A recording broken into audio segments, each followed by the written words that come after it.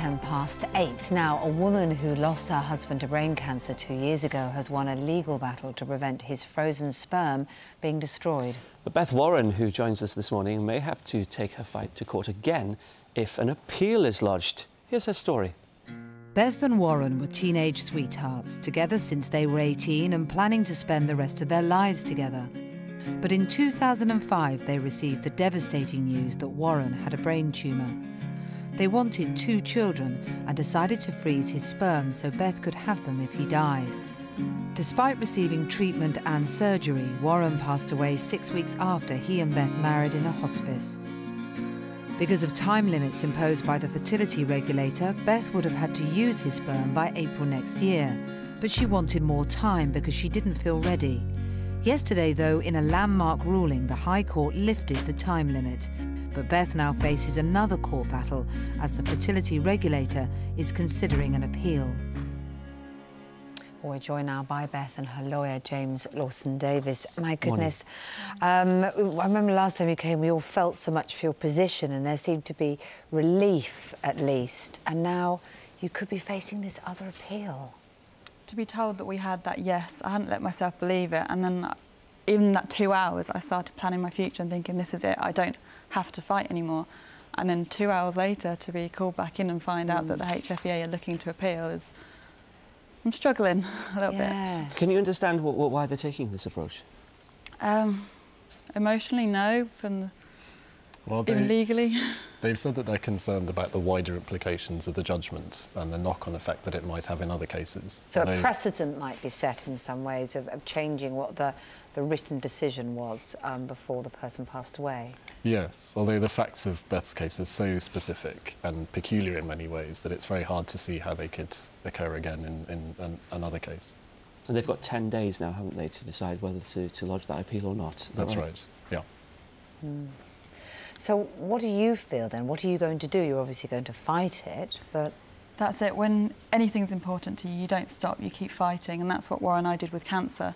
You fight with everything you have, and that's what I need to keep doing. I just want this fight to be over. I was so happy in court thinking, this is it, I can move on, I can have my future. And if it's the right thing to do, I can have the children that we planned. How do Warren's family feel about the ruling? Oh, they were absolutely over the moon. I think there were tears from all of us. It was so lovely to have families there.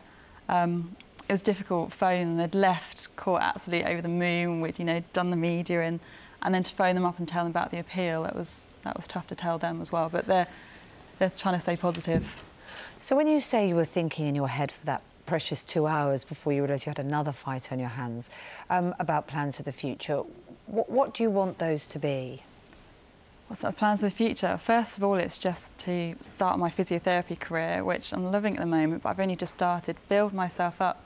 Just emotionally, it's not normal to want to cry a lot, and no. I'm happy, I'm great. I've got so many friends, so many family. I have so many things going for me. It's just I don't want to fight anymore. I want to just be able to face life as a young person. I'm not fighting cancer. I'm not fighting a legal battle. I can just get on with life, and that's what I wanted to do. Has this fight brought you any closer to decide what you want to do? Obviously, I was fighting for that time, to have as much time as I needed, so that I'm not forced into having children at a time when I'm not ready, so that if I do it, I need to be so much stronger as a person. To be able to have a child without a father, I feel I need to be even stronger. But I know I can do that. From what I've done over the few years, I can provide a child or 2 children with that loving and protected upbringing. And children are resilient, they learn what they live. If they know all about their father, they know that I love them, they feel safe, they're going to be happy. But I just need that bit more time. There might be some people, it would seem a brutal thing to say, there might be some people to say that we're only in this position because medical science is so advanced. 20 years ago, you wouldn't have had the choice. You'd have just had to have got on and tried to recover from your grief and build a new life. Is there a bit of you that thinks that in a way having this choice is almost playing with nature and in a way letting go will be good? Oh, that's really difficult, and I think I still need to reason with posthumous conception. For me, having that part of my husband, having that family we'd talked about, we'd planned, having the children that show his genes would be absolutely amazing. And I do understand that it's a difficult topic, but I need to make that decision when I'm emotionally ready, not when I'm still struggling with the loss of my husband and my brother. And not simply for legal reasons. Is there hope she can win the appeal? Oh, certainly. I mean, we were delighted with the outcome yesterday, and the judgment's very helpful, but we'll just have to wait to see what happens. It's going to be a difficult 10 days for you, isn't it? After a difficult 4 years. Yeah, just what you didn't need. Got to keep fighting. Yeah. Lovely to see you. And you. And thanks for joining us this morning. Thank you. Thank you very much indeed.